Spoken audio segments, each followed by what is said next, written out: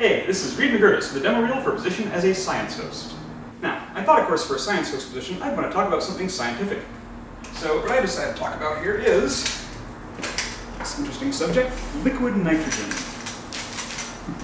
Now, you've probably seen this stuff in the movies, and you probably are familiar with the idea that if you stick a flower in liquid nitrogen, for example, that makes it very brittle and easy to shatter. Works for things other than flowers too, of course. I can stick this hot dog in liquid nitrogen. Leave it there for a minute or two. And you can see when I take it out, it's already started to crack on its own.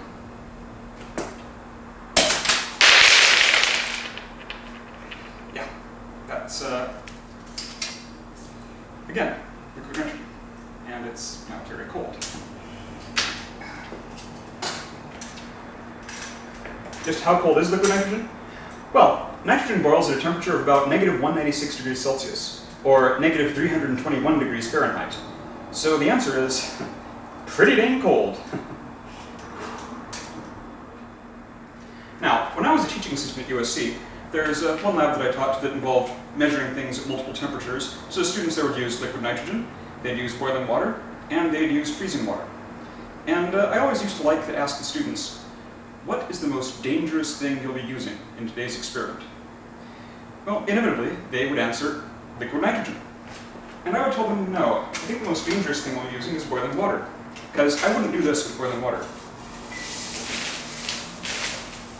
Now, I should, of course, preface that by saying, don't try this at home. I mean, yeah, it doesn't shatter things instantly, but it's still not entirely safe. So why is it that the hot dog shattered, the flour shattered, but my hand is still fine? Well, there are a couple reasons. The biggest reason, maybe, is just that my hand's a lot thicker than the flour. Flour I only had to dunk for an instant, but my hand's pretty thick. It's also got the blood running through and keeping it warm. If I stuck my hand in liquid nitrogen and left it there, that would be very bad. But just pouring a little over my hand doesn't have time to cool it down all the way. There's also the fact, which is kind of related, that my hand is warm enough compared to liquid nitrogen's boiling point. Liquid nitrogen's not actually touching it. It's boiling before it even gets to it, so really all that's touching my hand is gas. Very cold gas, but the liquid's not really touching it. Again, if I left it in contact with nitrogen long enough, eventually it would cool down to the point that would no longer be the case, and then I would have problems. But very briefly, it's just, you know, just kind of sliding on by. You can see that same effect if I pour liquid nitrogen on the ground. Watch what happens to the droplets. So you can see them skittering along really quickly. What's actually happening is that the floor is so much warmer than liquid nitrogen's boiling point that the part of the nitrogen in contact with the floor evaporates.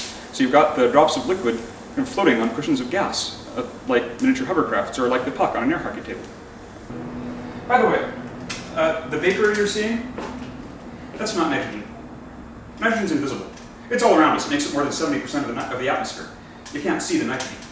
What you're seeing is water. See, there's water dissolved in the air all around. It seems weird to think of liquids being dissolved in gases, but it does happen.